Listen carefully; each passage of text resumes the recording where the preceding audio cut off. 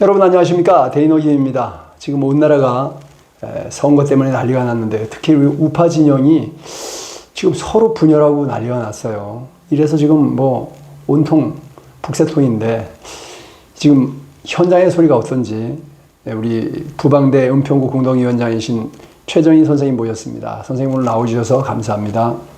안녕하세요. 불러주셔서 감사합니다. 자, 지금 이 도태우 사태 진짜 심각하지 않습니까? 네. 그 사태에 대해서 좀 해석을 해주시고요. 어떻게 했으면 좋겠는지 대안도 좀 한번 말씀해 주십시오. 네. 우선요, 저는 이 도태우 우리들의 후보, 도태우 후보가 이렇게 경선에 이겼는데도 불구하고 경선 공천 취소가 됐잖아요. 이것은 첫 번째 불법입니다. 예, 불법이라서 왜 국민의힘에 율사들이 굉장히 많고 우리 한동훈 비상대책위원장님도 율사 출신인데 왜 이런 무리수를 뒀을까 굉장히 좀 안타깝고요. 근데 한편으로는 여기서 굉장히 좋은 결과가 있어요. 그건 뭐냐면은 이 국민의힘의 한계를 보여주는 거예요. 원래 이제 국민의힘이 시작될 때 우리 박근혜 대통령 불법 탄핵한 세력이 중심이 돼서 국민의힘까지 왔잖아요. 뭐 그 전에 이제 미통당이라든지 그 전에 자유한국당 이렇게 해갖고 새누리당이 그렇게 변천이 돼서 국힘이 왔기 때문에 불법 탄핵 세력 이분들이 국민의힘의 주축을 이룬다. 그런 점에서 우리가 예견했던 일이고요. 근데 이제 그런데도 불구하고 도태우 후보가 국민의힘의 공천을 얻어서 당선이 됐더라면 어떤 국민의힘이 양심적인 자유민주 세력과 이제 함께 가는 그런 굉장히 좋은 상징일 수가 있었는데 이번에 공천 취소를 함으로 해서 국민의힘이 어떤 길을 가고 있는지 그것을 보여준 거예요. 그래서 우리 애국 국민들이 지난 2016년 10월 24일 손석희 태블릿 뻥 이후에 정말 우리 대한민국의 법치주의를 살리기 위해서 정말 노력을 많이 하셨잖아요. 7년 동안 투쟁해 왔죠. 그렇죠. 정말 오랫동안 노력을 많이 하셨는데 정말 중요한 거는 현실을 파악하고 그 다음에 노력을 해야지 그의 노력에 상응하는 그런 좋은 결과가 있다고 봐요. 그런데 지금 국민의힘 우리 애국 세력이 바라는 대로 믿어왔잖아요. 우리들은 그냥 집토끼니까 어차피 찍어주겠지. 네네, 그렇게 편안하게 생각하는 거지. 국민의힘이 보수를 보수와 반대편에선 내지는 보수를 배척하는 그런 당은 아니다. 우리 대한민국의 유일한 원내 보수 정당이다. 그렇게 생각했었잖아요. 근데 한번 보세요. 우리 지금 국민의힘에서 공천 받은 후보 중에서 박근혜 대통령 불법 탄핵에 대해서 이때까지 싸워오신 분이 있었나요? 자, 그러니까 우리가 솔직한 얘기로 네. 윤석열 정부 자체를 네. 좋아서 찍은 건 아니죠. 그렇죠. 선택의 길이 없었어요. 그야말로 이 최악은 면해야 되겠다. 그래서 우리가 차악을 선택한 거지 않습니까? 근데 잘해왔어요. 그래서 이번에도 선거도 잘할 줄 알았더니만 지금 말씀하신 것처럼 이 싸울 사람 좌파들은 전부 다 이 전사들인데 싸움꾼들인데 우리 아스팔트 의병처럼 싸워줄 사람이 지금 한 명도 없는 건데 그나마 도태우 후보는 그래도 해줄 줄 알았는데 공천에서 배제시켰다 이겁니다. 자, 이러니까 지금 도태우 후보가 대구 중남구에서 진짜 다시 나가게 될지 아니면 완전히 팽되는 건지 이게 참 걱정되고요. 두 번째는 뭐냐면은 그렇게 되면은 거기 도태우 후보하고 또 이제 힘에 공천받은 사람하고 또 싸울 거 아닙니까? 네. 그럼 어부지리는 누가 먹어요? 민주당이 먹을 네, 거 아닙니까? 네. 대구에 민주당 많이 돼요. 네. 대구 뭐 우리 100% 우파 성지 아닙니다. 광주야말로 좌파 성지지만. 자, 지금 말씀하신 것처럼 그래서 국민의힘의 정체를 이제 드러낸 거잖아요. 그렇습니다. 예. 진남목을. 싸울 수 있는 사람은 네. 한 명도 못 들어오게 해버려. 네. 예. 진실을 얘기하는 사람은 다 쫓아내버려. 굉장히 좋은 말씀 하셨어요. 진짜 진실을 말하는 우리 국민의 대표를 그 한 명도 이번 공천에서 그 세우지 않았다는. 안 받아주는 거죠. 예, 국민의 힘의 실체입니다. 그런데 우리가 그 윤석열 그 대통령을 뽑은 이유가 차선을 택하기 위해서, 차선 또는 차악을 택하기 위해서 이재명 대통령이 될 수는 없으니까, 그래서 이제 그 윤석열 대통령을 우리가 뽑았잖아요. 최악을 면하기 예, 위해서 차악을 선택했는데 맞아요. 잘했어요. 그래서 우리도 나름 희망을 가졌잖아요. 네. 그래서 이분이 그 문재인 치하에서 우리가 너무너무 그 고생을 했었는데, 그 많은 문재인하고 비교할 때는 그 굉장히 많은 점들이 그 합리적으로 그 좋아진 부분이 그 분명히 있는데, 그 가장 그 중요한 점에 있어서 우리들의 마음에 그 미흡한 것이 있어요. 이제 그것은 이제 차차 말씀드리기로 하고, 이번에 어쨌든 그 정부 여당이기 때문에 그 국민의힘의 행보는 곧 그 윤석열 대통령의 마음이다. 이렇게 우리는 볼 수밖에 없잖아요. 그런데 그 국민의힘이 그동안 그 애국 시민들이 그토록 그 목말라 하던 그 진실을 위해서 싸우는 후보는 한 명도 그 이번 그 22대 총선에 세우지 않았다. 이것이 윤심이고, 이것이 한심이고, 이것이 국민의힘의 그 정체성이죠. 지향이다. 네. 그 정체성이다. 이렇게 이제 우리가 그 보게 되는 거예요. 그래서 이제 정말 이거 중요한데요. 우리 그 애국 시민 깨달으셔야 됩니다. 국민의힘은 우리가 원하는 그런 정당이 아니에요. 자, 어쨌든 간에 지역구는 뭐 국민의힘을 찍을 수밖에 없지 않습니까? 맞습니다. 그러면 이제 이 뭡니까? 그 비례대표라 그러나요? 네. 그 사람들은 어쨌든 우리가 선택할 수 있는 폭이 있어요. 그죠? 맞습니다. 굉장히 국민의힘은 어차피 싸울 사람이 한 명도 없으니까. 네. 그냥 그 뭡니까? 복지부동, 복지안동. 내 자리 차였으니까 나 끝까지 그 자기한테 주어진 그 국회의원의 모든 특권을 다 즐길 거야. 이거 아닙니까? 싸우고 뭐 이런 사람 한 명도 없어요. 네. 아스팔트에서 투쟁하던 사람 단 한 명도 없습니다. 네. 물론 아스팔트 사람들이 우리가 뭐 뭔가를 그 취득하기 위해서 우리가 싸운 건 아니지만은 절대로 아니었죠. 그렇지만 이제 우리는. 젊은 청년들은 네. 가서 이렇게 대충 싸워줄 수 있는 사람들을 좀 받아줬어야 되는데 한 명도 안 받아줬어요. 저는 이게 네. 그야말로 한동훈 비상대책위원장의 네. 비서실장이 누구예요? 김영동이지 않습니까? 네. 철저한 노동운동가고 이 민노총 간첩들 보고도 형님 그러고 이런 사람이라는 거 아닙니까? 그 다음에 그 부인은 조선족인데다가 그 장인은 어디입니까? 연변시장 출신 공산당 간부고 그 다음에 또 이번에 이 최고위원 누굽니까? 그 김경률인가 그 사람? 네. 네. 김경률. 네. 김경률 어떤 사람이에요? 이번 사태가 왜 벌어졌습니까? 김경률이가 이 한동훈 비상대책위원장이 전라도를 찾기 전날 밤에 네. 김경률이가 사건 터뜨린 거예요. 이 대구 중남의 도태우 변호사 네. 이 사람이 5.18 발언한 거를 문제 삼아서 네. 또 다시 이 공천 배제를 시킨 거 아닙니까? 네. 그래서 국힘 안에 한동훈의 직계 세력 안에 이런 자들이 있다는 걸 우리 국민들이 분명히 알았으면 좋겠고요. 네. 그래서 우리 이 위원장님께서 말씀하시는 것이 뭐 지역구에 어쩔 수 없이 국힘 찍어줄 수밖에 없죠. 우리 우파 시민들이 그렇지 않습니까? 그죠? 네. 그러면 이제 우리가 지지 정당은 다른 걸 선택할 수 있다 이거 아닙니까? 그거에 대해 얘기해 주세요. 참 감사한 게요. 지지 정당.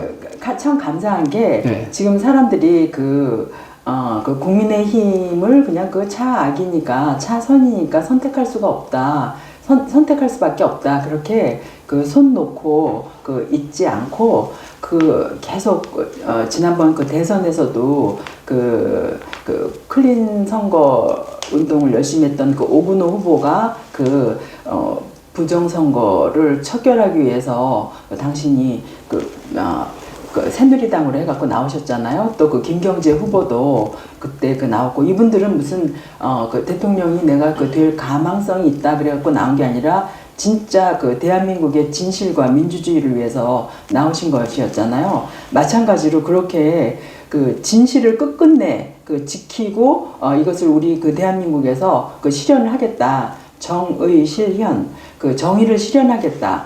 법치를 회복하겠다. 이런 생각을 가지고 지금 그 많은 정당들이 만들어졌잖아요. 예. 그래서 그런 그 정당들이 그 있다는 거, 이 정당들이 그 활발히 그 활동을 하고 있다는 거, 이것이 저는 너무 우리 그 자유 우파 시민사회에 큰 그 열매라고 봅니다. 그래서 요번에 이분들이 이렇게 열심히 했던 것이 그 비례대표? 비례대표를 뽑는데 지금 이제 그 빛을 발하게 되는 이제 그 시간인데요.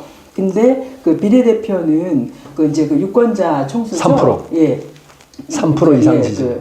그 3% 이상의 그 지지를 받아야 되잖아요. 그래서 이제 여기서 이제 중요한 게 이제 그 표를 그 잘 그 모아서 우리가 진짜 그 한 분이라도 더 우리 그 자유 투사들을 그 국회에 그 보내서 그 대한민국을 정상화시키는데 우리가 이제 실질적으로 그 우리가 원하던 꿈을 그 실현을 해야 되잖아요. 그런데 그 요번에 그 도태우 그 후보 사태가 그 터졌단 말입니다. 그래서 우리가 한 가지 할 일이 있어요. 지역구는 당연히 그 국민의 그 힘을 찍습니다. 이제 몇몇 예외는 있어요. 그건 나중에 말씀드리겠지만 몇몇 예외 지역구는 있지만 전체적으로는 국민의힘을 그 강력하게 밀어야 됩니다. 지역구는. 근데 그 비례대표에 있어서 이번에 그 국민의힘 출신이었던 그 민경욱 그 후보가 굉장히 그분의 지지도 그 1인데 예. 공천 배제돼 버렸잖아요. 맞아요. 지지도 1인데 예.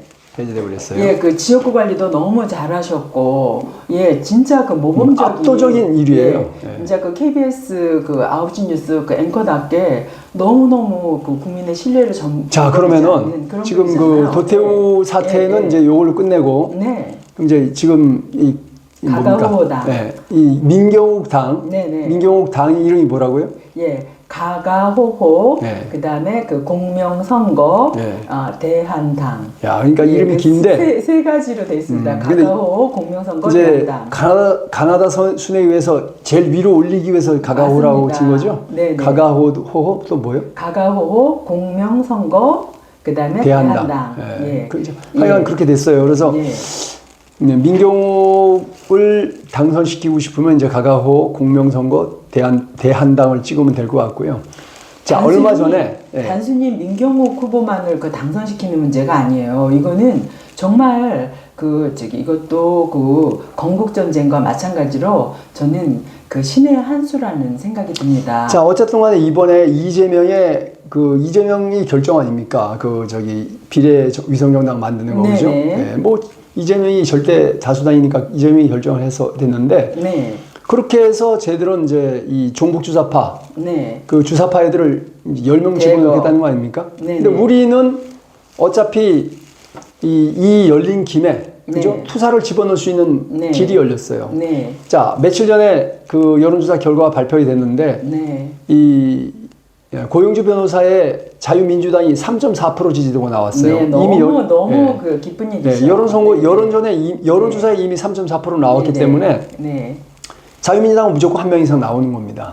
자, 그리고 또 가능성이 있는 데가 이 정광훈 목사의 자유통일당 나올 가능성이 있죠. 그 다음에 지금 이제 이 민경욱의 가가호당 이 세 당은 진입할 가능성이 굉장히 커요. 맞습니다. 그러니까 어쨌든 국민의힘이 저렇게 우리 애국 보수 우파를 철저하게 제외했는데 서자 치별도 아니고 뭡니까 이거 도대체. 제외. 완전 집에서 쫓아냈죠? 그런데도 들어갈 수 있는 길이 열려버렸어요. 그러니까요. 자, 제가 너무 화가 나서 인상이 굳었는데 좀 인상 피겠습니다. 근데 열렸어요. 어쨌든 분명한 거는 자유민주당은 뭐 3.4% 앞으로 더 올라가면 더 올라갈 거니까 한 명 이상 나올 거고요. 정광훈의 그 자유통일당. 자유통일당. 그다음에 민경욱의 가가호당은 가가호당. 한 명 이상 나올 가능성이 굉장히 커졌습니다. 네. 자, 그래서 봐봐요. 민경욱은 지금 그 인천 연수울에서 아주 네. 압도적인 1위예요. 네. 그런데도 그냥 그 국힘이 네. 선거 정의, 네. 부정선거 얘기하지 말라 이거 아닙니까? 네, 그래서 네. 잘라버린 거예요. 네, 네. 부정선거 얘기하면 안 되는 나라가 됐어요. 네. 그 다음에 또 이번에 저기 도태우 사태로 보면은 네. 5.18에 대해서 얘기하면 안 된다는 거예요. 네. 왜냐하면 5.18 조사특별위원회를 문재인 정부가 만들어가지고 뭐 30억인가 돈을 쓰면서 조사를 했어요. 네. 결과 아직 안 나왔습니다. 네. 이 문재인 정부마저도 5.18 특별위원회를 만들어서 조사를 했는데 네.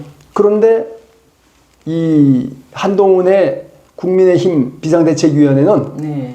얘기하지 말라. 5.18에 대해서 얘기하지 말라는 거예요. 네. 도태우 변호사가 5.18 유공자님들을 절대로 음해하거나 비판하지 않았어요. 네. 거기에 석연치 않은 부분은 조사를 해야 된다.